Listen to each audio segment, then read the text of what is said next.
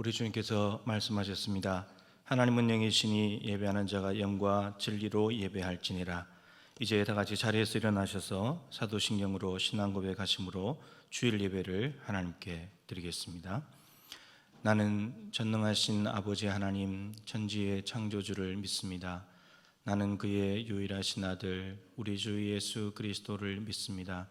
그는 성령으로 잉태되어 동정녀 마리아에게서 나시고 본디오 빌라도에게 고난을 받아 십자가에 못 박혀 죽으시고 장사된 지 사흘 만에 죽은 자 가운데서 다시 살아나셨으며 하늘에 오르시어 전능하신 아버지 하나님 우편에 앉아 계시다가 거기로부터 살아있는 자와 죽은 자를 심판하러 오십니다.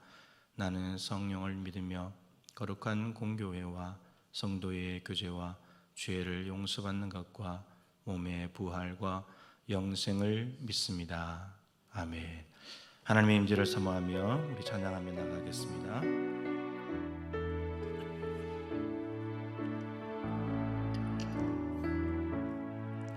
하늘의 문을 여소서 이곳을 주목하소서 주를 향한 노래가 꺼지지 않으니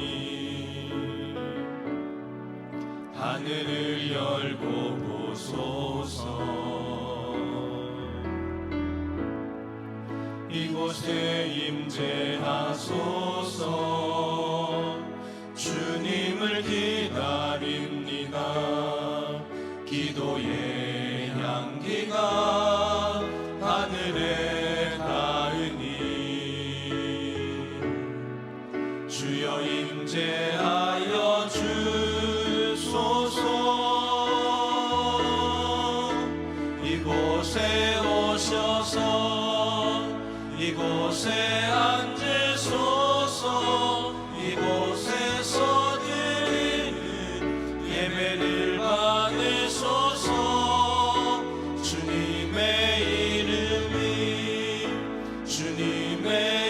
이름만이 오직 주의 이름만 이곳에 오셔서 이곳에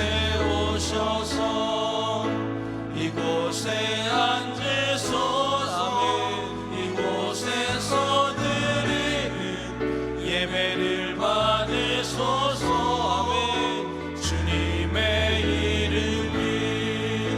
주님의 이름만이 오직 주의 이름만 이곳 다시 한번 사모하는 마음으로 이곳에 오시옵소서 이곳에 오셔서 이곳에 앉으소서 이곳에서 드리는 예배를 받으소서 주님의 이름만이 오직 주의 이름만 이곳에 있습니다. 내게 허락하신 시련을 통해 나의 믿음 더욱 강하게 자라나고 험한 산과 골짜기 지나는 동안 주께 더 가까이 나를 이끄시네. 내가 겪는 시험이 어렵고 힘겨워도 내 주님보다 크지 않네. 내 앞에 바다가 갈라지지 않으면 주가 나로 바다 위 걷게 하리. 나는 주의 능력으로 내 삶 새롭게 되리. 나는 믿네. 주의 능력으로 담대히 나가리라. 주와 함께 싸워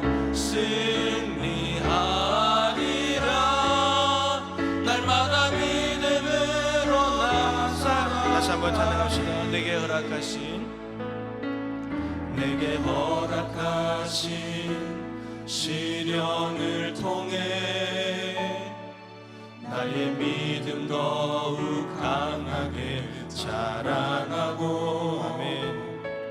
험한 산과 골짜기 지나는 동안 주께 더 가까이 나를 이끄시네.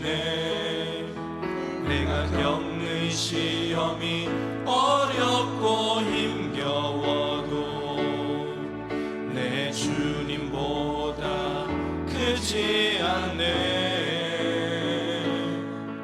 내 앞에 바다가 갈라지지 않으면 주가 나로 바다 위 걷게 하네. 나는 믿네, 나는 믿네.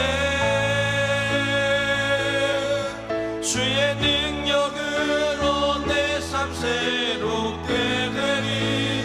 나는 믿네. 주의 능력으로 담대히 나가리라. 주와 함께 싸워 승리하리라. 날마다 믿음으로 나는 믿네. 고백합시다. 나는 믿네.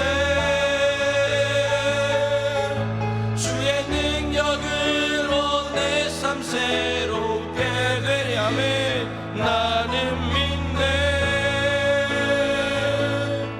주의 능력으로 담대히 나가리라. 주와 함께 싸워 승리하리라. 날마다 믿음으로 나 살아. 눈을 들어 주를 보라. 눈을 들어 주를 보라. 내 모든 염려 주께 맡겨라. 슬플 때에 주님의 얼굴 보라.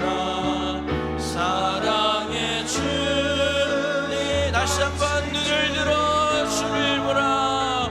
눈을 들어 주를 보라. 내 모든 염려 주께 맡겨라. 슬플 때에 주님의 얼굴 보라. 사랑의 주님. 하늘의 문 열어주소서. 하늘의 문 열어주소서. 주의 긍휼 베푸시옵소서.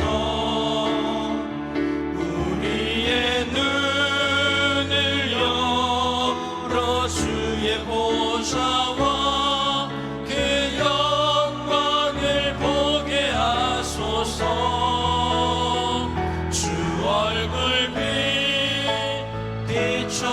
비춰주소서. 주의 손으로 만져주소서. 우리로 주님을 간증하는 주인공 되어 주를 자랑케 하소. 주의 보좌로 나아갑니다. 주의 보좌로 나아갑니다. 주의 얼굴을 바라봅니다. 두 손을 들고 겸비함으로 하나 되어 주께 나아갑니다. 주의 은혜에 목마릅니다. 주의 음성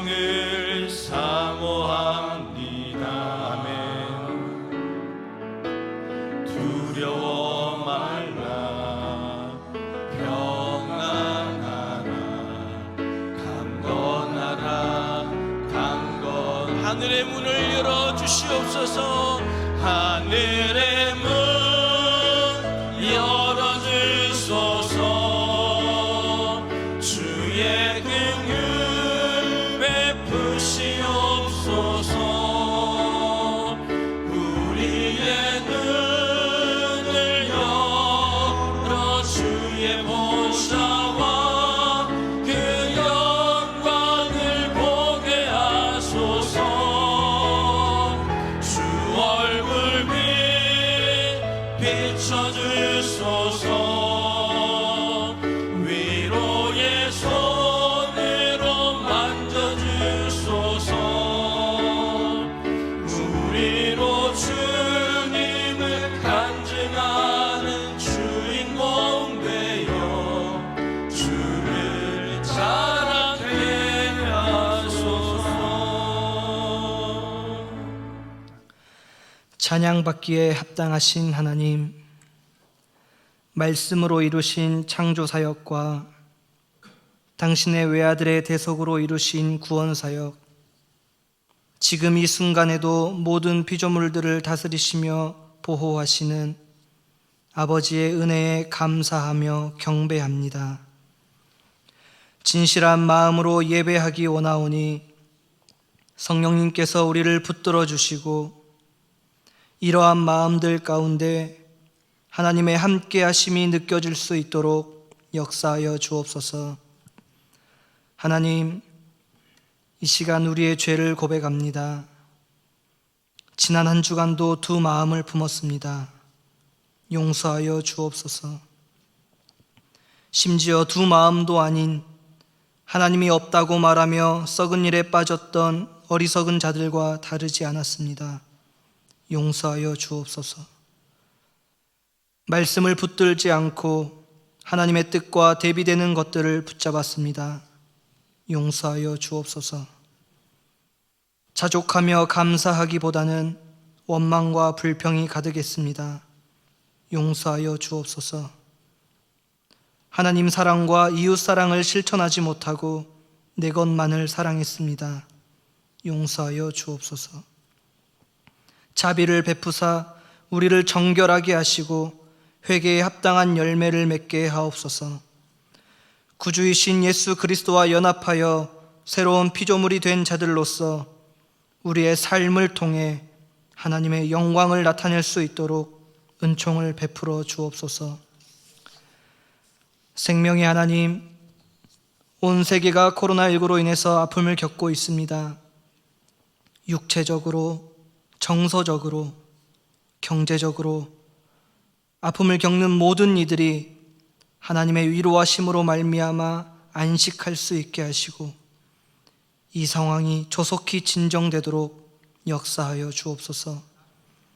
더욱 두려운 것은 앞으로 전염병의 주기가 더욱 짧아진다고 합니다. 이러한 상황이 우리의 일상이 될 수도 있다고 전망합니다.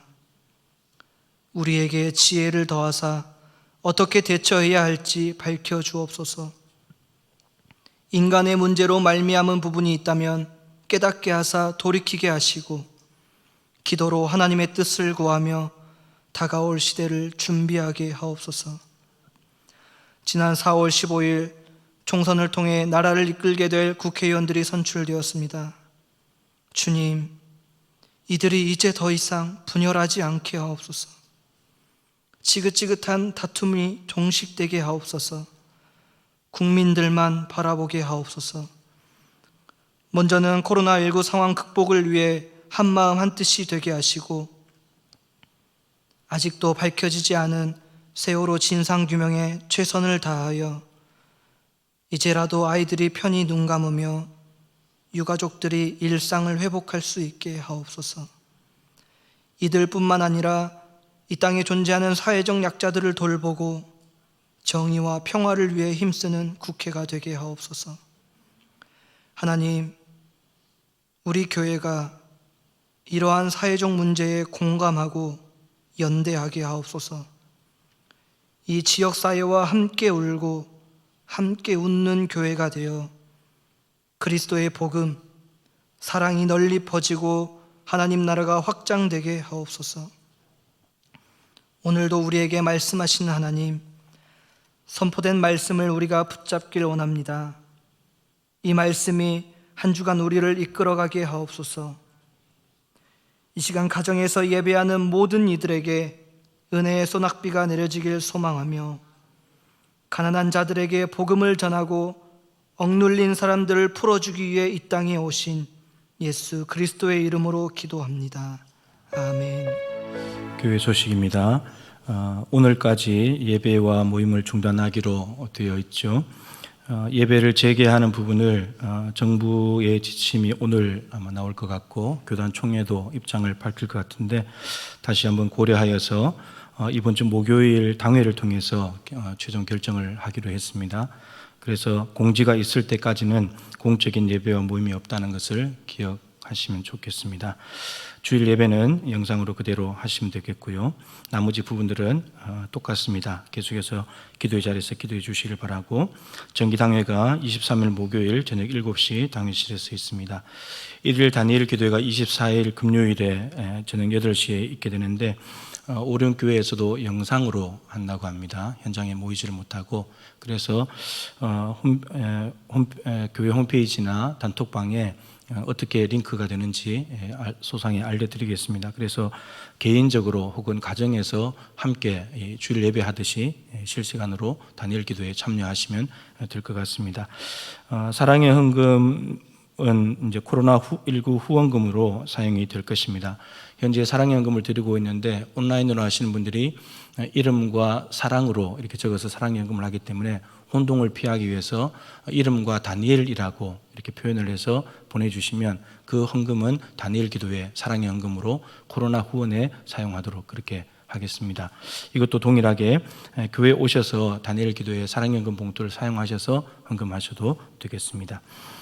교우 소식입니다. 출산한 가정들이 있습니다. 김성광, 이강진 집사님 부부, 이대길, 조미라 집사님 가정에 귀한 새생명을 주셨습니다. 축하드리고 아름답게 잘 양육하시면 좋겠습니다. 김인호 안수 집사님, 최경란 집사님, 장남 연재군이 진주에 군 입대를 했습니다. 노산 훈련소도 이제 확진자가 생겨서 또 이렇게 피하기도 하고 하는데 군대에서도 안전할 수 있도록 자녀들을 위해서 기도해 주시기 바랍니다. 옆에 분들과 인사하겠습니다. 주의 은혜가 함께 하시기를 축복합니다. 하나님 말씀을 받겠습니다. 자리에서 일어나셔서 말씀을 받겠습니다. 신약 성경 빌립보서 4장 11절부터 13절까지 말씀입니다. 신약 성경 322쪽입니다. 빌립보서 4장 11절부터 13절 말씀 3절 같이 읽도록 하겠습니다. 내가 궁핍함으로 말하는 것이 아니니라. 어떠한 형편에든지 자족하기를 배웠노니 나는 비천에 처할 줄도 알고 풍부에 처할 줄도 알아. 모든 일 곧 배부름과 배고픔과 풍부와 궁핍에도 처할 줄 아는 일체의 비결을 배우노라. 내게 능력 주시는 자 안에서 내가 모든 것을 할 수 있느니라. 아멘.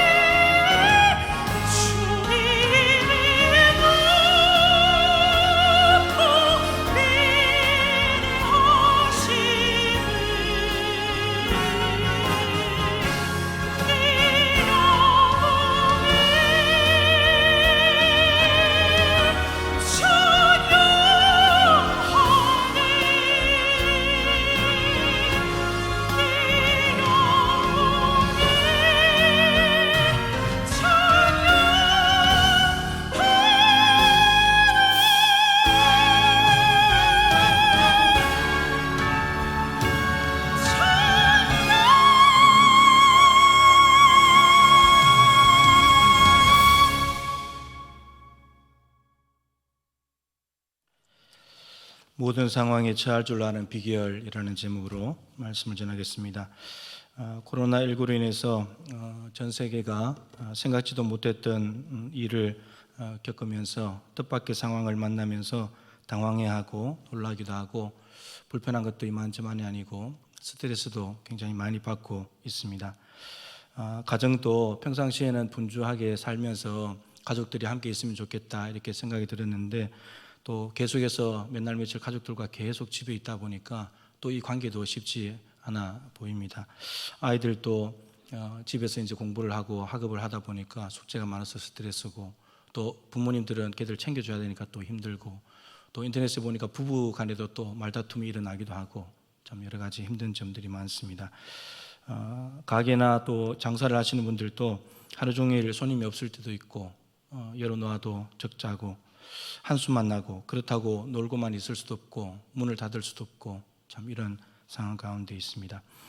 우리의 신앙도 교회 공적 예배나 모임이 있을 때는 그래도 교회라는 장소에 와서 듣고 보고 그리고 시간도 예배에 맞춰서 조절할 수 있고 규모 있는 삶을 살 수 있는데 그런데 이제 이런 것들이 다 없어지면서 경건의 모양조차도 없는 흐트러져 버린 그런 삶을 우리 상황을 만나고 있습니다. 늘 경험하는 것이지만 인간의 뜻과 계획대로 되는 것은 별로 없습니다. 예상치 못했던 상황이 언제나 우리에게 다가오죠. 그렇다면 이제 우리는 어떻게 할 것인가 이것입니다. 편하고 익숙한 상황은 받아들이고 그리고 불편하고 힘든 상황은 불평만 하고 있을 것인가, 도망갈 것인가, 아니면 삶을 그냥 멋대로 되는 대로 살아버릴 것인가. 오늘 본문의 말씀을 통해서 좀 그 비결을 좀 찾아보려고 합니다. 사도 바울이 만난 상황은 오늘 본문에 있는 대로 배부름과 배고픔, 풍부와 궁핍 혹은 풍부와 비천입니다. 정반대되는 두 가지 상황인 거죠. 배부름과 풍부함은 이 문맥상으로 구제비나 선교원금이 많은 것을 의미합니다. 배고픔과 궁핍과 비천은 선교원금이나 구제비가 적거나 부족한 상황을 말합니다. 구제비나 선교비가 많이 있으면 여유가 있겠죠. 만족함이 있을 것입니다. 적극적으로 선교가 되겠죠. 근데 선교금이 적거나 부족하게 되면은 위축이 될 것이고 초조해질 것이고 소극적으로 할 수밖에 없는 상황이 될 것입니다. 근데 바울은 오늘 이 모든 상황, 이 정반대되는 이 상황에 대해서 그 모든 상황에 처할 줄 아는 비결을 배웠다고 말합니다. 비결이 있다는 거죠. 배웠다는 말은 타고나는 것이 아닙니다. 저절로 가지고 태어나는 것이 아니고 저절로 터득되는 것이 아니죠. 연습하고 훈련하고 수고하고 겸손한 마음을 가지고 반복하고 그렇게 할 때 몸에 체득이 된다라고 하는 겁니다. 바울이 무엇을 연습하고 훈련하고 반복했을까요? 오늘 13절 너무나 잘 아는 말씀이죠. 내게 능력 주시는 자 안에서 내가 모든 것을 할 수 있느니라. 능력 주시는 자는 예수님인데 예수님 안에서 모든 것을 할 수 있다는 말은 바울이 예수님 안으로 들어가는 것을 연습하고 훈련하고 반복했다는 말입니다. 예수님이 바울에게 모든 것을 할 수 있는 능력을 주시는 분이라면 예수님은 이미 그 능력을 가지고 계신 분이죠. 예수님은 모든 상황에 처할 줄 아는 비결을 갖고 계신 분이에요. 가지고 있으니까 바울에게 줄 수가 있는 거죠. 비결을 가지고 계시니까 예수 안으로 들어오는 사람은 다 줄 수 있다는 거죠. 상황에 처할 줄 아는 비결은 이런 거죠. 물고기를 갖다 주는 것이 아니고 물고기를 잡는 방법을 가르쳐 주는 겁니다. 모든 상황에 하나님이 개입하셔가지고 상황을 딱딱딱 해결해 주시는 그런 상황들도 있지만 어떤 상황에는 네가 해결해, 내가 도와줄게, 이렇다는 거죠. 스스로 헤쳐나갈 수 있는 방법과 이 근육을 키워나가기를 하나님이 원하신다는 겁니다. 근데 바울이 그를 예수 그리스도 안에서 자기는 알게 되었다, 이렇게 지금 고백을 하고 있습니다. 나에게 맞는 환경과 상황도 있지만 그렇지 않은 상황과 환경도 있습니다. 사실은 우리에게 맞지 않는 상황과 환경이 너무너무 많은 거죠. 새로운 것들이 너무나 많이 다가오는 시대니까. 환경과 상황을 나에게 맞출 것이 아니라 내가 상황에 맞추어서 살아가야 합니다. 이게 핵심입니다. 환경과 상황을 나에게 맞추게 되면은 내가 늘 익숙하고 편한 상황이 오면 괜찮지만 그렇지 못한 상황이 오면 못 견디는 거죠. 두려워하는 거고 힘들어하는 겁니다. 근데 어떤 상황이 오든지 간에 많으면 많은 대로 거기에 적응해버리고 적으면 적은 대로 거기에 적응해서 살아버리면 되는 거예요. 바울은 지금 많고 적으냐 거기에 매이는 것이 아니고 적으면 적은 대로 많으면 많은 대로 언제든지 선교와 구제는 된다는 거예요. 이게 바울이 배운 능력입니다. 비결인 거죠. 많으면 많은 대로 만족하고 적으면 적은 대로 만족하는 거고 이렇게 살아가는 것입니다. 예수님께서 이미 바울에게 능력을 주실 수 있다면 예수님 안에 상황에 처할 수 있는 비결을 가지고 계시다고 말씀을 드렸죠. 예수님이 처한 상황을 한번 살펴보면 하늘과 이 땅으로 나눠봅시다. 하늘의 상황을 생각한다면 예수님은 하나님이죠. 이 땅에서는 인간입니다. 그리고 저 위에 계시면 영광을 받으시는 분인데 이 땅에서는 모욕을 받으시는 분이고, 사랑으로 충만하신 분인데 이 땅에서는 미움을 받는 분이고, 저 위에서는 높은 분인데 여기는 낮아지셨고, 저기에는 완전하신 분인데 여기는 고난이 있고, 저기는 왕인데 여기는 종이고, 저기에서는 거룩하신 분인데 이 땅에서는 죄인입니다. 하늘과 땅의 상황이 너무나 다른데 예수님께서 이걸 어떻게 살아내셨는가 라고 하는 거죠. 먼저 예수님께서 이 땅에서 이 반대되는 상황을 살아내셨다는 증거가 있습니다. 반드시 이 증거가 나타나야 되는데 그 증거가 무엇이냐면 요한복음 17장 4절입니다. 같이 한번 읽어보겠습니다. 많이 강조한 말씀이죠. 아버지께서 내게 하라고 주신 일을 내가 이루어 아버지를 이 세상에서 영화롭게 하였사오니. 예수님께서 3년 공생에 하신 것을 요약하는 말씀이기도 합니다. 아버지께서 예수님에게 하라고 주신 일이 있는데 그것을 이 세상에서 이루었더니 하나님이 영광을 받으셨다는 겁니다. 그러면 예수님께서 하늘과 너무나 다른 이 땅의 상황 가운데 오셔가지고 아버지의 뜻을 이루어드리고 하나님께 영광을 돌렸다는 말은 이 땅의 삶에 완벽하게 적응하시고 살아내셨다는 거죠. 살아내지 못하셨다면 상황에 좌절하고 사람들이 모욕하는데 기분 나빠하고 고난 당할 때 도망다니고 이러면 아버지의 뜻을 이룰 수가 없는 거고 이 땅의 삶을 실패하는 거죠. 근데 이 땅에서 살아내시면서 아버지의 뜻을 이루셨고 하나님께 영광을 돌렸다면 이 땅에서 완벽하게 적응하시고 사셨다는 말이 되는 겁니다. 무엇이 이것을 가능하게 했는가? 빌립보서, 오늘 본문과 같은 빌립보서 2장 5절부터 8절 말씀을 같이 한번 읽어보겠습니다. 너무 잘 아는 말씀이죠. 너희 안에 이 마음을 품으라. 곧 그리스도 예수의 마음이니 그는 근본 하나님의 본체시나 하나님과 동등됨을 취할 것으로 여기지 아니하시고 오히려 자기를 비워 종의 형체를 가지사 사람들과 같이 되셨고 사람의 모양으로 나타나사 자기를 낮추시고 죽기까지 복종하셨으니 그 십자가에 죽으심이라. 저 8절에 두 가지가 있습니다. 첫 번째는 자기를 낮추시고, 하나님이신데 사람으로 낮추시는 것. 그러니까 두 번째는 죽기까지 복종하셨다. 어디에요? 아버지의 뜻에, 십자가에 죽는 것에. 겸손과 복종.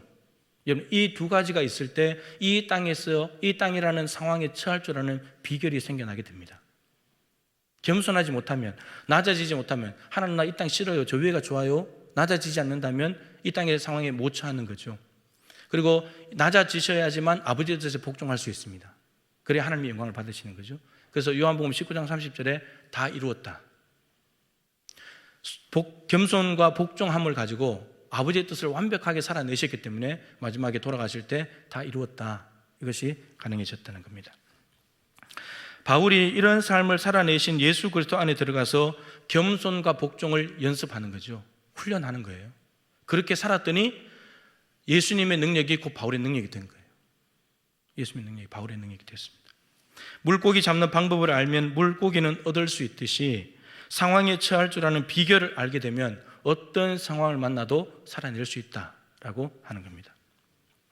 근데 상황은, 우리가 만나는 상황은 여러 가지입니다. 좀 나눠보면 오늘 바울 같은 경우는 물질적인 상황이잖아요. 물질이 많냐 적으냐 이런 상황인데 바울이 예수님의 이런 것을 배우고 난 뒤에 그대로 살아내는 모습이 있습니다. 오늘 본문도 그런 내용이지만 고린도전서 9장에 가면 바울이 이렇게 고백하는 게 있습니다. 내가 유대인에게는 유대인과 같이 되고, 그리고 율법 없는 이방인, 율법 아래에 있는 자들, 이 율법 아래에 있는 자들은 이방인이었다가 유대교로 개종한 사람들입니다. 율법 아래로 들어온 사람들이죠. 내가 그들에게는 내가 그들과 같이 되고, 율법 없는 사람들, 이방인이죠. 이방인에게는 이방인과 같이 되고, 약한 자들에게 내가 약한 자와 같이 된다. 왜 이렇게 하는가? 바울이 하는 이유가 뭐냐면, 나는 자유롭지만 예수 그리스도 안에서 모든 사람에게 종이 되려고 하는데, 왜 종이 되냐? 많은 사람을 구원하기 위해서. 아무쪼록 몇 사람이라도 구원하기 위해서 내가 종이 된다. 자유인이지만 종이 되겠다. 이렇게 말하는 겁니다. 바울의 겸손함이죠. 유대인이냐 이방인이냐, 율법이 있냐 없냐, 강하냐 약하냐, 이거에 따라서 사람들에게 나한테 맞춰, 나는 예수 안에서 자유하니까 너희들도 자유해, 이렇게 맞추는 것이 아니고, 저들이 율법이 있기도 하지만 율법이 없기도 하고 그러면서도 아직 구원에 이르지 못했기 때문에 바울이 그들에게 맞추겠다는 거예요. 바울의 겸손과 그리고 아버지의 뜻에 따라서 많은 사람들을 구원하고자 하는 하나님의 뜻에 복종하는 삶인 거죠. 근데 바울이 왜 이렇게 사냐? 예수님께 이 은혜를 받았기 때문이에요. 죄인 중에 괴수. 근데 하늘의 영광을 가진 하나님이 자기에게 낮아주시더라는 겁니다. 죄인에게까지 내려오시더라는 거예요. 그러고는 자신의 살과 피를 다 내어주시면서 아버지께서 많은 사람을 구원하시기를 원하시는 그 구원의 은혜를 자기에게 먼저 베풀어 주셨다는 거예요. 어떻게 하나님이 나 같은 인간까지 낮아지시오? 어떻게 나를 위해서 살과 피를 내어주시면서 아버지 뜻에 순종해서 십자가에 자기의 목숨을 내죠? 이 은혜를 받고 보니까 이제는 자기가 내려가는 거예요. 내가 유대인에게 내려가야지. 올라오라고 하는 것이 아니고, 예수님께서 우리 보고 올라오면 구원해 줄 게가 아니고 내려오셔서 구원해 주셨기 때문에 바울도 유대인에게는 유대인에게로 내려가는 거고, 이방인은 이방인에게로, 약한 자들은 약한 자들에게로 내려가겠다는 것입니다. 이거는 사람들의 상황이죠. 다양한 사람들이 있는데 그 상황에 맞게 바울이 살아버린다는 겁니다. 이게 비결인 셈인 거죠. 신약 성경에 4장 13절, 빌립보 4장 13절, 내게 능력 주신 자 내가 모든 걸 할 수 있다, 이 상황에 처할 줄 아는 비결을 구약의 용어로 하면 이렇게 생각할 수 있습니다. 어디로 가든지 형통하였더라. 어디로 간다는 말은 인종이 다르고 언어가 다르고 문화가 다른 곳으로, 국경을 넘어서 어디로 가든지 어떤 상황에 처하든지 간에 형통했다, 살아내었다, 성공했다, 잘됐다, 이런 말이잖아요. 구약으로 말하면 그렇게 말할 수 있다는 거죠. 오늘 본문 말씀을. 그런데 어디로 가든지 형통하는 삶은 어떤 삶이 되어야 되냐면 하나님이 함께 하실 때 가능해요. 하나님이 함께 하시면 우리가 어디로 가든지 형통한 건데, 근데 하나님이 우리와 함께 하는 것은 두 가지입니다. 첫 번째는 하나님이 일방적으로 우리에게 먼저 찾아올 때가 있어요. 아브라함에게 그냥 찾아오셨잖아요. 야곱에게 일방적으로 찾아오셨잖아요. 그래서 함께 하시면서 그들의 삶을 형통하게 만들어버려요. 근데 두 번째는 야고보서 4장 8절처럼 하나님을 가까이 하라, 그러면 너희를 가까이 하시리라. 그래서 우리가 먼저 하나님께로 가는 행동을 해야 하나님이 우리와 함께 하시고, 그렇게 되면 어디로 가든지 어떤 상황에 처하든지 형통하게 되는 것, 처할 줄 아는 비결을 얻게 된다, 이런 말인 거죠. 그럼 우리가 먼저 뭔가를 해야 된다는 거예요. 구약에서 상황에 처할 줄 아는 비결을 좀 생각해 보면, 환경적인 상황, 지난 주일도 잠깐 말씀드렸는데 가나안 땅과 광야예요. 가나안과 광야, 환경적으로 너무나 다른 곳이잖아요. 신명기라는 책은 출애굽 2세대들에게 주시는 말씀입니다. 광야 40년을 지내왔고 이제 가나안 땅을 앞에 두고 있는 이 백성들에게 광야 40년을 추억하고 그때 일을 기억하면서 가나안 땅에 들어서 어떻게 살아야 될지를 가르쳐 주는 말씀입니다. 자, 먼저 40년 광야 생활을 하나님께서 떠올리시면서 기억하라고 말씀하시는데 이유가 이것입니다. 신명기 8장 3절이에요. 같이 읽어보시죠. 너를 낮추시며 너를 줄이게 하시며 또 너도 알지 못하며 내 조상들도 알지 못하던 만나를 내게 먹이신 것은 사람이 떡으로만 사는 것이 아니요 여호와의 입에서 나오는 모든 말씀으로 사는 줄을 내가 알게 하려 하심이니라. 광야 40년을 왜 걸어오게 했느냐? 하나님의 말씀으로, 떡이 있어야 살지만 떡만으로는 못 살고 하나님의 말씀이 있어야 산다는 걸 배우게 하려고. 여러분, 광야는 인간의 자원이 없잖아요. 자기의 자원이 없잖아요. 길도 모르고 먹을 것도 없고 마실 것도 없고 옷도 없고 자기 자원이 하나도 없어요. 이스라엘 백성의 자원이. 여러분, 이 자기의 자원으로 살아가는 것이 인본주의인데 이 인본주의를 깨뜨리기 위해서 광야로 내모신 거예요. 너희들 자원과 방법으로 안 된다. 하나님의 말씀을 붙잡으면 살 수 있다. 이거 훈련시키시려고 광야 40년 생활을 보냈다는 겁니다. 그 40년을 지나온 백성들에게 이제 가나안 땅에 들어가게 될 텐데 가나안 땅에 가면 위험 요소가 있다는 거예요. 위험 요소가 뭐냐면 신명기 8장 12절부터 14절입니다. 같이 한번 읽어보겠습니다. 내가 먹어서 배부르고 아름다운 집을 짓고 거주하게 되며 또 내 소와 양이 번성하며 내 은금이 증식되며 내 소유가 다 풍부하게 될 때에 내 마음이 교만하여 내 하나님 여호와를 잊어버릴까 염려하노라. 여호와는 너를 애굽 땅 종되었던 집에서 이끌어내시고. 여러분, 광야에는 자기 자원이 아무것도 없었지만 이제 가나안 땅에 들어가면 자원이 넘쳐나요. 재산이 생겨나요. 농사도 짓고 목축업도 하고, 그리고 풍부하잖아요. 젖과 꿀이 흐르는 땅이니까. 근데 그런 상황에 가서 살아가게 되면은 어떻게 된다고요? 마음이 높아져가지고 내가 이거 다 내가 얻은 거지, 내가 수고해서, 이런 마음이 들면서 하나님을 잊어버릴까 염려한다는 거예요. 그래서 지금 하나님께서 모세를 통해서 처방을 하는 겁니다. 가나안 땅에 들어가는 사람들이 처방을 하는데, 처방이 앞에 11절에 있어요. 11절에 먼저 처방을 이야기하고 말씀을 하셨습니다. 8장 11절을 보겠습니다. 시작. 내가 오늘 내게 명하는 여호와의 명령과 법도와 규례를 지키지 아니하고 내 하나님 여호와를 잊어버리지 않도록 삼갈지어다. 한마디로 말하면 뭐예요? 가나안 땅 말씀 붙잡아야 산다. 하나님을 잊어버리게 되지 않으려면, 자원이 많아지고 풍부해져서 하나님을 잊어버리게 되지 않으려면 말씀 붙잡아야 돼, 이 말이죠. 여러분, 광야 같은 상황을 살아가는 비결도 말씀이고, 정반대되는 가나안 땅의 풍부한 상황을 살아갈 때도 비결은 말씀입니다. 다른 비결이 있는 게 아니에요. 말씀입니다. 말씀. 말씀은 광야와 가나안을 살아가는 유일한 하나님의 자원, 방법인 셈인 거죠.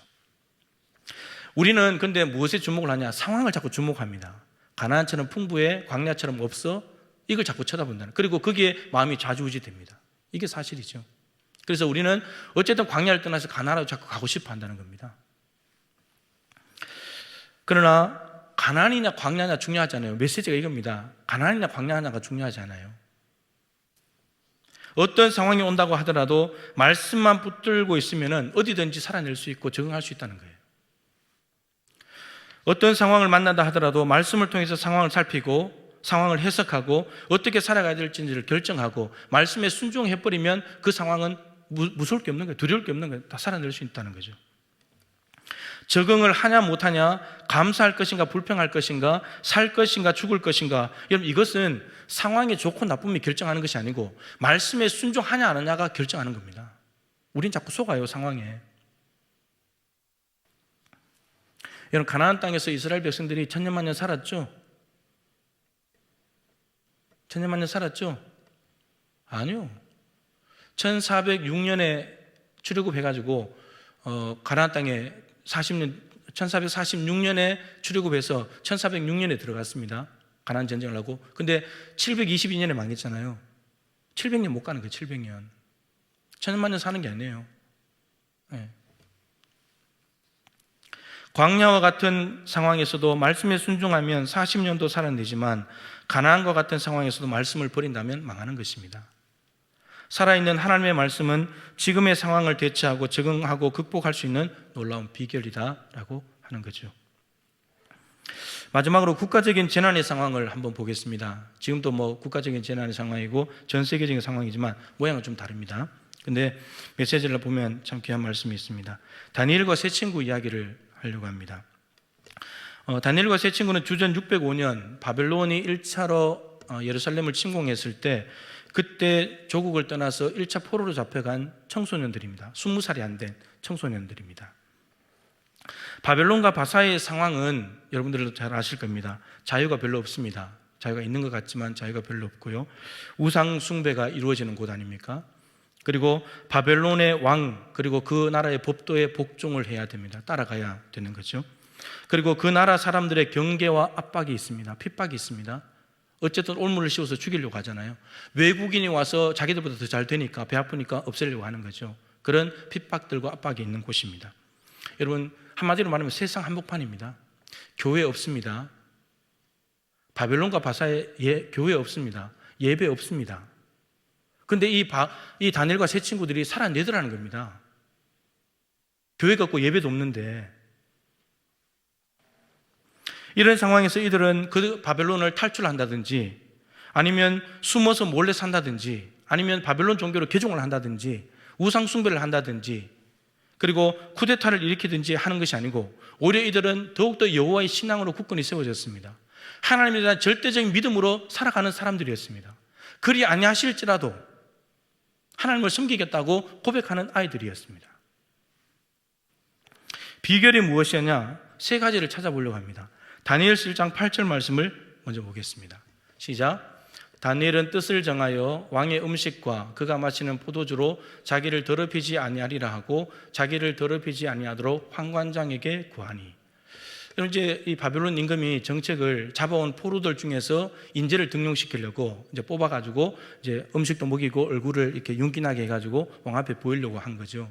그래서 이제 왕의 신하들은 고기를 많이 먹이려고 했죠. 왕의 진미와 포도주. 여러분, 근데 다니엘은 저것을 거부했다는 겁니다. 나는 채소를 먹겠다. 왜 거부했냐면 다니엘이 채식을 좋아해서가 아니고 저 왕의 음식과 포도주는 바벨론 신에게 제물로 드렸다가 나온 우상의 제물입니다. 근데 내가 하나님을 섬기는데 내가 어떻게 우상의 제물을 먹겠냐는 거예요. 나는 더럽힐 수 없다는 겁니다. 나는 하나님의 신앙의 소유자이기 때문에. 그래서 저 1장 8절에서 다니엘의 비결이 뭐냐면 뜻을 정하는 겁니다. 나 우상의 제물 안 먹어. 뜻을 정하는 거예요. 내가 이 상황에서 자유도 없고 교회도 없고 예배하지 못하는 상황이지만 내가 하나님 뜻대로 살아야지. 뜻을 정하는 겁니다. 결단하는 거예요. 결정하는 겁니다. 이렇게 살겠다고. 이것부터 돼야 돼요. 그러고는 어떻게 하냐? 끝에 환관장에게 구하니 말을 해야 돼요.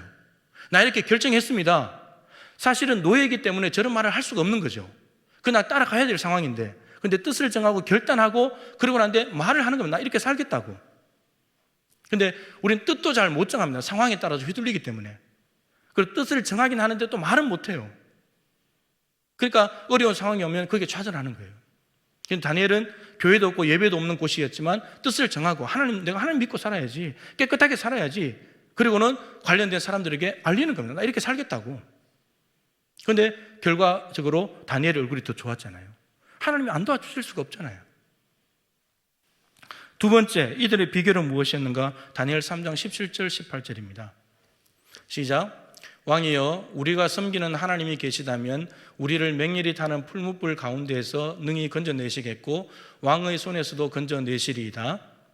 그렇게 하지 아니하실지라도 왕이여, 우리가 왕의 신들을 섬기지도 아니하고 왕이 세우신 금신상에게 절하지도 아니할 줄을 아옵소서. 그리 아니하실지라도, 복음성에 되어 있잖아요. 느부갓네살이 꿈을 꾸고 다니엘이 그 꿈을 해석해 줬는데 금신상을 세워놓잖아요. 그리고는 모두 다 절을 해라. 근데 세 친구가 거부하는 겁니다. 나는 하나님을 섬기는 사람인데 우상 섬길 수 없다는 거예요. 17절로 돌아가 보세요. 이 고백이, 이게 하나님에 대한 절대적인 믿음이에요. 절대적인 믿음이 무엇을 말하는지를 보기 시작이 되면, 만일에 하나님이, 우리가 섬기는 하나님이 계시다면 풀무불 속에 갖다 넣더라도 하나님이 우리를 건져내실 것이다. 그리고 왕이 우리를 죽이려고 하는 그 왕의 손에서도 건져내실 겁니다. 하나님이 계시다면. 근데 18절, 여기까지 여러분들 되잖아요. 그죠? 이런 믿음이 있습니다. 근데 이 18절은 잘 안 돼요. 그렇게 하지 아니하실지라도, 이게 무슨 말입니까? 풀무불에 들어갔을 때 하나님이 건져내시지 않는다 할지라도, 풀무불 속에 들어가서 죽는다 할지라도, 하나님이 나 몰라라 하는 것처럼 내버려 둔다고 할지라도, 그래도 어떻게 한다고요? 왕이여, 우리가 왕의 신들을 섬기지도 않고 왕이 세우신 금상에 절하지도 아니할 줄을 아옵소서. 여러분, 우리는 어떻습니까? 어려움에 처했을 때 하나님이 건져주시면 하나님이 계시다고 믿죠. 안 건져주시면, 어려움 당하면 그래도 하나님이 살아계시다고 믿나요? 하나님이 나와 함께 계시다고 믿나요? 안 믿잖아요. 근데 저 고백이, 새 친구들의 고백이 뭐냐면, 하나님이 풀무불 속에 던져서 우리를 내버려 두셔서 죽게 한다 할지라도 나는 하나님을 섬길 겁니다. 하나님께 섭섭해하지 않을 겁니다. 하나님이 없다고 부인하지 않을 겁니다. 금신상이 이겼다고 말하지 않을 겁니다. 하나님은 살아계십니다. 살아계시기 때문에 나를 살릴 수도 있고 죽일 수도 있으니까 나의 생명의 주권은 하나님께 있습니다. 이게 절대적인 믿음이에요. 이 20살 안 된 이 젊은 청소년들의 믿음이 이런 절대적인 믿음으로 나타납니다. 이 믿음 때문에 바벨론 땅에서 살아냅니다. 하나님의 풀무불 속에 안 들어올 수가 없잖아요. 하나님이 같이 들어와 버리잖아요. 여러분, 우리는 스스로 내가 원하는 것이 이루어지면 하나님이 계시다고 믿고 안 이루어지면 하나님이 안 계시다고 믿어요. 이건 절대적인 믿음이 아니에요. 상대적인 믿음이지. 절대적인 믿음은 내가 원하는 상황이 오든 안 오든 하나님은 살아계시다고 믿는 거예요. 하나님이 옳다고 믿는 거예요. 하나님이 실수로 나를 죽인다고 생각하지 않는 거예요. 여전히 살아계신 하나님으로 믿는 거예요. 바벨론 신보다도 뛰어난 하나님이라고 믿는 거예요. 이게 절대적인 믿음이에요. 여러분, 교회가 없고 예배가 없는 곳에서 이러한 믿음으로 살았습니다. 마지막 다니엘의 모습을 한 가지 더 볼까요? 다니엘 6장 10절이죠. 시작. 다니엘이 이 조세의 왕의 도장에 찍힌 것을 알고도 자기 집에 돌아가서는 윗방에 올라가 예루살렘으로 향한 창문을 열고 전에 하던 대로 하루 3번씩 무릎을 꿇고 기도하며 그의 하나님께 감사했더라. 이제 이 바사 나라의 참모들이 다니엘을 질투해가지고 다니엘을 죽이려고 명분을 찾다 보니까 이제 다니엘을 자세히 살펴보니까 집에 가서 자꾸 기도를 하잖아요. 하루 3번씩 하니까 얼마나 눈에 띄겠습니까? 그 바쁜 공무원이, 고급 공무원이 날마다 집에 가서 하루 3번씩 기도하니까, 그래서 다니엘을 없앨 것을 다니엘이 가지고 있는 종교적인 열심을 역으로 이용해서 죽이려고 하는 거예요. 아주 나쁜 사람들이죠. 그래서 한 달 동안 왕 외에 다른 누구에게 구하거나 기도하게 되면 사자굴에 던져 넣읍시다. 근데 이 왕은 다니엘을 두고 하는 계획인지도 모르고 안건인지도 모르고 법안인지도 모르고 거기에 도장을 찍었단 말이에요. 근데 다니엘이 그 사자굴에 들어간다는 왕의 도장이 찍은 것을 알고도 자기 집에 돌아가서 예루살렘으로 향한 곳에 창문을 열고 하루에 3번씩 9시, 12시, 3시에 기도하였더라. 이게 다니엘이 살아가는 방법이에요. 다니엘의 저 방은 골방이죠. 저곳은 성소예요. 에스겔 11장 16절 말씀드렸잖아요. 내가 바벨론 땅에 있는 너희들에게 잠깐 동안 성소가 되어주겠다. 너희들 바벨론 땅에서 포로 잡혀가지고 나에게 부르짖어라. 나를 찾으면 만날 수 있다. 저게 성소였습니다. 그냥 잠자는 방이 아니고 하나님과 대화하는, 하나님을 만나는 거룩한 임재의 지성소와 같은 곳이었다는 거죠. 이게 다니엘이 사자굴에 들어갈 수 있는 상황 가운데서 교회 없고 예배 없는 상황에서 살아가는 비결이었습니다. 꾸준한 기도, 전에 하던 대로 사자굴에 던져 넣는다니까 이제 기도를 시작한 것이 아니고, 보통 사람들 같으면 사자굴에 들어간다면 이제 기도를 멈춰야죠. 안 죽으려면. 한 달 동안 쉬어버리면 되잖아요. 한 달 동안만 하기로 했으니까. 그런데 한 달 상관없는 거예요. 그냥 기도하는 거예요. 꾸준한 기도, 쉬지 않는 기도. 이것이 사자굴에 들어간다는 왕의 의인이 찍은 것을 보고도 두려움이 오지 않는 방법이죠. 다니엘과 세 친구를 통해 주시는 메시지도 똑같습니다. 이스라엘이냐 바벨론이냐 가나안이냐 광야냐 중요하지 않다는 거예요. 우리는 자꾸 교회냐 교회가 아니냐 이걸 자꾸 생각하는데 이거 중요하지 않아요. 그렇다고 해서 그러면 지금처럼 가정협상 예배고 교회 모이지 말자, 또 이건 아니죠. 교회는 공동체니까, 그리스도의 몸이니까, 하나님의 집이니까 오긴 와야 돼요. 그러나 지금 상황이 이러니까 교회 못 모인다고 해서, 집에 있다고 해서, 예배가 없다고 해서 그냥 좌절하고 낙심하고 장소 탓만 할 것이 아니라는 거예요. 이들은 장소에 상관없이 살아있는 사람들이니까. 신앙의 자유가 있냐 없냐, 교회가 있냐 없냐, 예배가 있냐 없냐 아니었다는 거예요. 이들의 비결은 꾸준한 경건 생활이었습니다. 뜻을 정하고 하나님을 믿는 절대적인 믿음을 가지고 기도에 힘쓰면 교회가 아니라도 세상 한복판에서도 살아낼 수가 있습니다. 여러분, 사실은 이스라엘 땅에 있었으면 사자굴에 들어가는 거 경험 못했을 거예요. 사자 살려주는 하나님, 이스라엘이 아닌 곳에서 경험했던 더 놀라운 하나님. 하나님은 바벨론 땅에도 살아계십니다. 말씀 마치죠. 코로나는 남녀노소, 지위, 고하, 인종과 문화, 도시와 시골, 국가와 국가, 비행기와 배 모든 경계를 뛰어넘습니다. 누구든지 예외가 없죠. 여러분, 따라서 상황을 탓할 것이 없습니다. 그러나 적응해내야 되는 거죠. 중요한 것은 비결이 있냐 없냐예요. 비결이 없다면 심각한 일이지만 비결이 있다면 알고 그걸 내 걸로 만들면 되는 거 아니에요. 내 걸로 만들면 되는 거예요. 예수님과 죽은 믿음의 사람들이 어떤 상황에서도 살아내셨다면 상황의 문제는 아닌 거예요. 자신의 문제고 인간의 문제고 우리 자신의 문제인 셈인 거죠. 상황을 파악하기도 해야 되지만 내 안에 내가 예수님의 겸손과 복종의 마음을 품고 있는지부터 살펴보아야 합니다. 예수님은 이 땅에 사실 때 겸손과 복종뿐이었습니다. 그렇기 때문에 상황에 대해서 불평할 이유가 없었고 좌절하거나 낙심하거나 절망하거나 하나님과 교제가 단절되거나 마음대로 사는 삶을 살지 않게 되었던 거죠. 코로나 상황에서 교회에 와서 예배하면 믿음이 있고 교회에 오지 않고 집에서 예배하면 믿음이 없다, 이건 말 못해요. 그러나 이건 말할 수 있어요. 교회든 집이든 예배하는 장소가 어디든지 간에 그 사람 자체가 믿음이 있냐 없냐, 믿음이 자라고 있냐 멈췄냐는 말할 수 있어요. 상황 핑계 댈 수 없다는 거죠. 만일에 바벨론에 잡혀간 사람들이, 광야에 살았던 사람들이 다 믿음이 좌절돼 가지고 망해버리고 다 죽었다 끝났다, 그러면 상황에 따라서 우리의 믿음이 좌지우지 될 수 있다고 생각할 수 있어요. 근데 광야에서 살아내버렸고 사자굴에서 살아내버렸으니까 상황 탓이 아니라는 거죠. 우리 자신의 믿음의 문제인 거지. 교회에 나오면 믿음이 자라고 교회에 오지 못하면 믿음이 사라지는 것 아닙니다. 물론 가능성은, 자랄 가능성은 많겠죠, 교회 오면. 그러나 교회에 오냐 못 오냐가 중요한 것이 아니고 내가 뜻을 정하여서 지속하냐, 이게 문제인 거죠. 여러분, 오히려 믿음이라는 것은 생각지도 못했던 상황이 펼쳐지고 교회에 오지 못하고 하나님을 감히 부를 수 없는 형편에서 더 필요한 것 아닙니까? 언제든지 교회에 올 수 있고 언제든지 마음먹으면 예배할 수 있고 기도할 수 있고, 그럴 때 우리의 믿음과 정말 힘들고 어려운 상황 속에 만날 때 그때 더 믿음이 필요한 것 아닌가요? 코로나 이전에 교회 공적 예배와 기도회는 10번이었습니다. 주일 예배, 오후 예배, 새벽 기도 6번, 수요일, 금요일 10번이에요. 10번. 근데 지금은 오늘은 묵상 6번, 주일 예배까지 7번입니다. 횟수는 줄었죠. 근데 여러분, 시간적으로 보세요. 훨씬 더 많은 시간 예배에 참여하고 있지 않습니까? 왜냐하면 10번 할 때 절반도 참여 안 하는 분들이 많거든요. 근데 이거 7번만 해도 코로나 이전보다도 더 예배에 참석하고 있는 거잖아요. 오히려 하나님과의 관계가 깊어지고 믿음이 자라고 경건 생활이 더 깊어져야 하는 것이 아닌가 하는 거죠. 만일 교회에 오지 못해서 믿음이 나태해지고 하나님과의 관계에 문제가 생겼다면 교회 출석이 문제가 아니라 개인 경건 생활의 문제입니다. 비록 교회와 가정이라는 장소와 형식은 다르지만 변함없는 꾸준한 경건 생활을 했다면 적어도 믿음이 유지되거나 오히려 더 깊어지고 성숙해지는 것이 당연한 일인 거죠. 코로나는 우리의 믿음이 교회라는 장소에 국한되어 있는 것은 아닌가? 공적 예배와 기도회에 제한되어 있는 것은 아닌가? 거기에만 매여 있는 것은 아닌가? 상황에 따라서 변동하는 것은 아닌가 하는 것을 적나라하게 드러내 보여주고 있습니다. 우리의 믿음이 어떤 믿음인지를 드러내주고 있다는 거죠.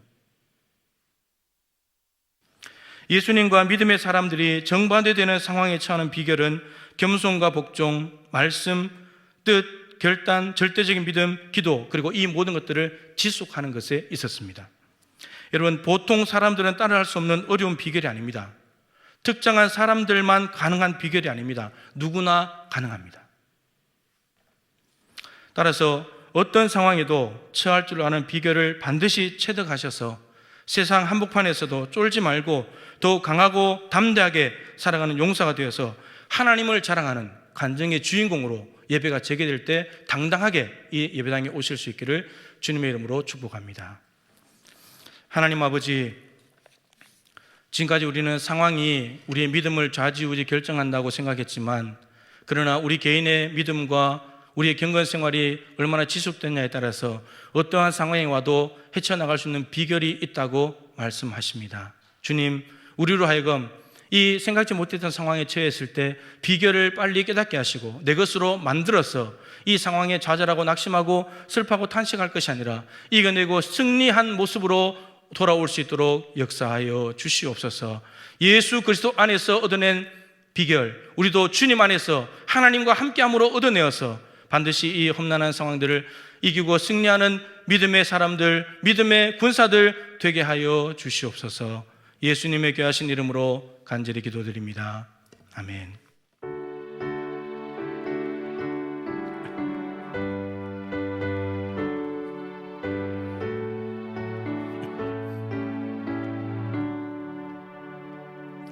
오 놀라운 구세주 예수 내 주 참 능력의 주시로다.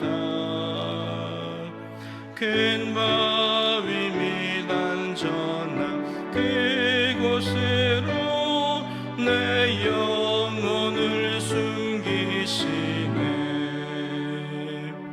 메마른 땅을 종일 걸어가도 나 피곤치 아니하며 저 위험한 곳 내가 이를 때면 큰 바위에 숨기시고 주 손으로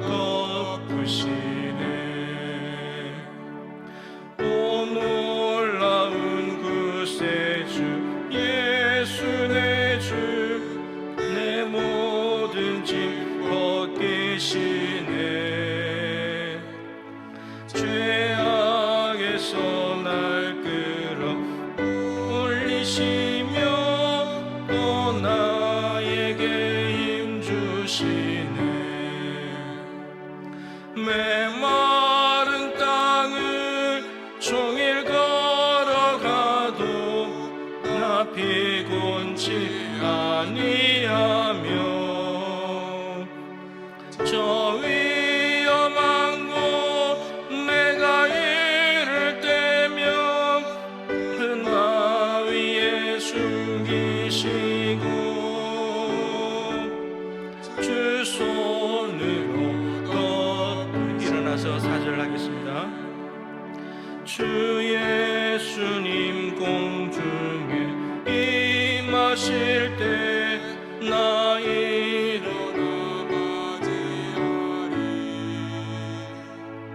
그 구원의 은총을 노래하리 저 천군과 천사 함께 메마른 땅을 종일 걸어가도 나 피곤치 아니하며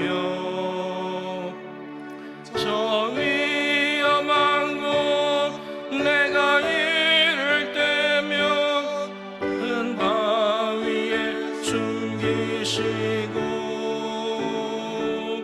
주 손으로 하나님, 온라인으로 또 직접 교회에 와서 또 가정에 모아두면서 하나님 앞에 귀한 마음과 정성과 헌신을 표현하는 예물을 올려드립니다. 하나님 기쁨으로 받아주시옵시고 코로나로 인해서 참 경제적인 상황이 어렵고 힘든 때에 성도들이 헌신하고 있습니다. 귀하게 받아주시고 오병이어처럼 귀하게 사용하여 주시옵소서. 성도들의 가정과 일터에는 참된 평안으로 함께하여 주시고 아이들로부터 노인들까지 누구나가 다 만만찮고 어렵고 힘든 상황을 지나고 있사오니 비결을 잘 체득하여서 승리하는 믿음의 식구들이 다 될 수 있도록 도와주시옵소서. 하나님 관련된 모든 자들에게 힘과 지혜와 능력을 주시고 또 백신을 개발할 수 있도록 도와주시며 국민들은 거리두기를 통해서 갑자기 느슨해지지 않도록 하나님께서 도와주시고 끝까지 이 코로나가 잘 종식될 수 있도록 아름답게 성령께서 친히 인도하여 주시옵소서. 하나님, 우리가 다시 만날 때에는 믿음이 더욱더 자라고 더욱더 성숙한 모습으로 만날 수 있도록 도와주시옵소서. 교회에 오지 못하고 집에서 인터넷으로 예배하고 그런다고 할지라도 하나님은 살아계시고 우리와 함께 하시길 원하시고 우리가 하나님을 가까이 한다면 하나님은 우리와 함께 하시면서 어디로 가든지 형통하게 하신다고 약속하셨사오니 이 약속하신 하나님 말씀을 몸소 경험할 수 있는 좋은 믿음의 계기가 될 수 있도록 은혜 더하여 주시옵소서. 예배를 언제 다시 시작해야 될지 하나님께서 가르쳐 주시고 이러한 때는 온 교우들이 마음을 모으는 것이 제일 중요한데 당회부터 마음을 모으게 하시고 온 성들이 마음을 모아서 참으로 사회적인 공적 책임을 잘 감당하면서도 하나님 몸된 교회에서 예배를 잘 지켜나갈 수 있도록 지혜로 인도하여 주시옵소서.